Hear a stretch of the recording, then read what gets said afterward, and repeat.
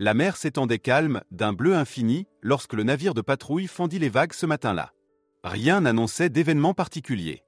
Les hommes à bord échangeaient des plaisanteries distraites tout en surveillant leurs instruments, plus par habitude que par véritable nécessité. C'était une de ces journées où le silence marin ne promettait qu'une routine monotone.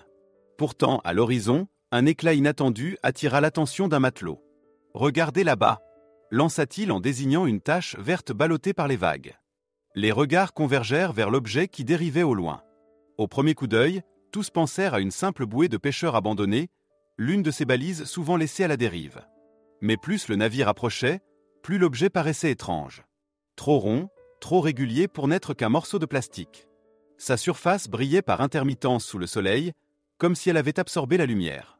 Le capitaine, fronçant les sourcils, donna un ordre sec. « Mettez cap dessus. On va voir ça de plus près. » Le navire modifia lentement sa trajectoire. Les hommes, désormais silencieux, se pressèrent contre le bastingage. L'objet, qui grossissait à vue d'œil, se révéla plus grand qu'une bouée ordinaire. Ses courbes métalliques portaient des cicatrices, des bosses et les restes effacés d'une peinture ancienne.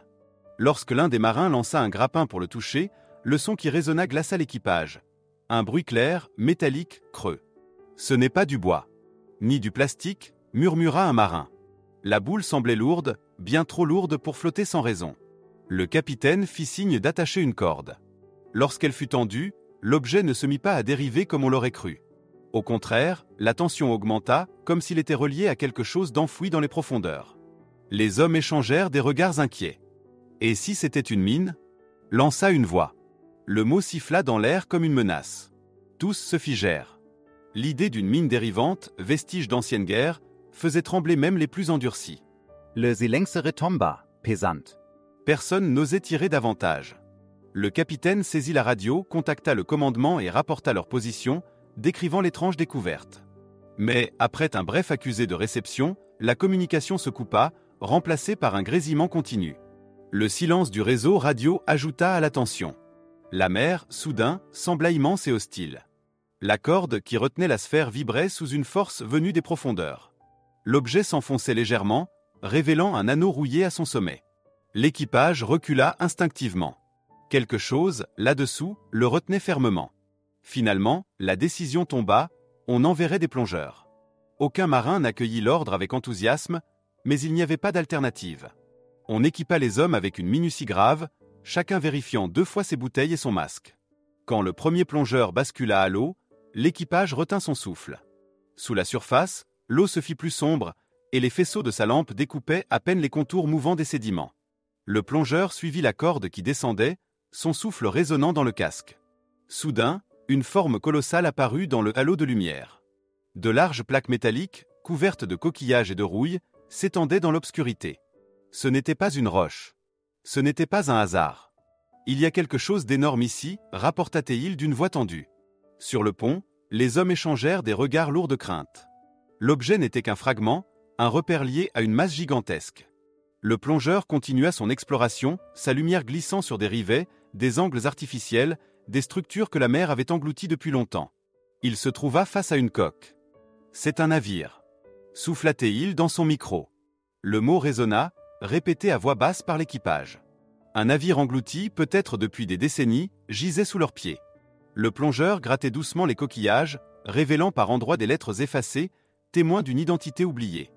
Mais à mesure qu'il avançait, son souffle se fit plus saccadé. Zudem, UN silense brutal envahit la radio. Plus aucun son ne parvenait. Le capitaine hurla des ordres. Un second plongeur fut envoyé.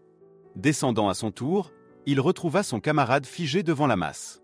Tous deux braquèrent leurs lampes vers une ouverture béante. Une porte rouillée pendait à ses gonds. Au-delà, le noir absolu les attendait. Ils échangèrent un signe, puis s'avancèrent, franchissant le seuil.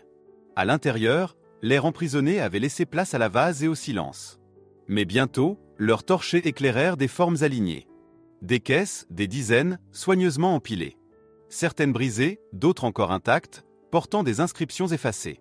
Les plongeurs s'approchèrent, passèrent la main sur le bois détrempé et murmurèrent dans le micro. Ce sont des caisses militaires. Leurs cœurs s'emballèrent. Des symboles peints, à demi effacés, se dessinaient sous la boue. Danger, martyres fragiles. Pourtant, en y regardant mieux, ce n'étaient pas des munitions. En ouvrant l'une des caisses, ils découvrirent des rations, des bandages, des médicaments. Tout un stock destiné non pas à la guerre, mais au secours. Au-dessus, sur le pont, les hommes comprirent. Ce navire n'avait pas été conçu pour tuer, mais pour sauver.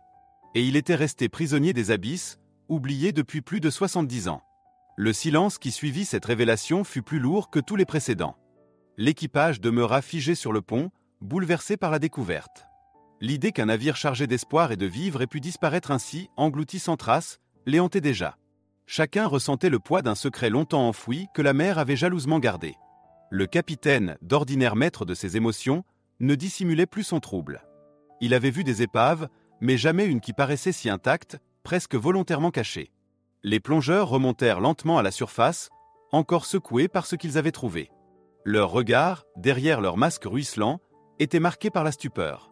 Lorsqu'ils grimpèrent à bord, le silence accueillit leurs paroles. Ce n'était pas un navire de guerre, dit le premier d'une voix rauque.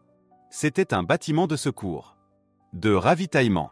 Un frisson parcourut les marins. L'explication soulevait plus de questions qu'elle n'en résolvait. Pourquoi ce navire, chargé de caisses destinées aux civils, avait-il sombré sans qu'aucun registre n'en garde la mémoire? Pourquoi un mystérieux flotteur métallique avait-il été arrimé, comme pour marquer discrètement l'endroit tout en le dissimulant? Le capitaine ordonna que l'on hisse l'objet à bord, malgré les réticences. À grand-peine, la sphère fut tirée hors de l'eau et déposée sur le pont. Elle paraissait ancienne, couverte de rouille, mais une partie de sa surface révélait des soudures encore nettes, comme si quelqu'un, bien après le naufrage, avait voulu la maintenir en état. Quelqu'un savait, murmura un marin. Quelqu'un a voulu que ce navire reste introuvable, sauf pour ceux qui savaient lire ce signe. Cette idée glaça l'équipage. Il n'avait pas affaire à un simple accident de mer, mais à une énigme volontairement enterrée. La nuit tomba sur le bâtiment, et avec elle une tension sourde. Personne ne trouva le sommeil. Les hommes, couchés dans leur hamac, entendaient le clapotis de l'eau contre la coque comme un battement inquiétant. Le capitaine, lui, passa des heures penché sur ses cartes, cherchant dans les archives de mémoire les navires disparus dans cette zone. Aucun nom précis ne correspondait, comme si l'histoire elle-même avait effacé ce chapitre. À l'aube, il fut décidé de retourner sur les lieux. 2 plongeurs reprirent leur équipement. Cette fois, leur mission était claire. Explorer davantage l'intérieur, ramener des preuves, photographier ce qu'ils trouveraient. Le reste de l'équipage, tendu, attendait sur le pont, guettant les bulles qui remontaient à la surface. Sous l'eau, les plongeurs progressaient lentement dans les couloirs de la carcasse. Les parois métalliques, rongées par le sel, craquaient parfois sous la pression. Pourtant, le navire semblait tenir bon, prisonnier du sable qu'il avait partiellement enseveli. Ils traversèrent une salle des machines silencieuses, où les ombres de pistons rouillés se dressaient comme des fantômes. Puis ils atteignirent un espace plus vaste, un entrepôt submergé où reposaient encore des caisses intactes. En ouvrant l'une d'elles, ils trouvèrent des couvertures roulées, soigneusement pliées malgré le temps. Une autre contenait des bouteilles de verre, miraculeusement scellées. Chaque découverte confirmait que le navire avait transporté de l'aide humanitaire. Mais pourquoi avait-il sombré? Le deuxième plongeur trouva, à moitié dissimulé sous des sédiments, un carnet étanche enfermé dans une boîte métallique. Il l'arracha avec précaution, son cœur battant à tout rompre. Peut-être contiendrait-il des indices sur la mission, voire l'identité du navire. Lorsqu'ils regagnèrent la surface, le carnet fut aussitôt confié au capitaine. L'objet, pourtant simple, semblait dégager une force particulière. Tous se rassemblèrent autour de lui lorsque le capitaine, à la lueur du matin, commença à le feuilleter avec précaution. Les pages, bien que fragiles, portaient encore des mots lisibles. C'étaient des registres, des notes de bord, des ordres écrits d'une main ferme. Mission humanitaire. Cargaison, vivres, médicaments, matériel médical. Destination, Port de l'Europe de l'Est. Date, 1943.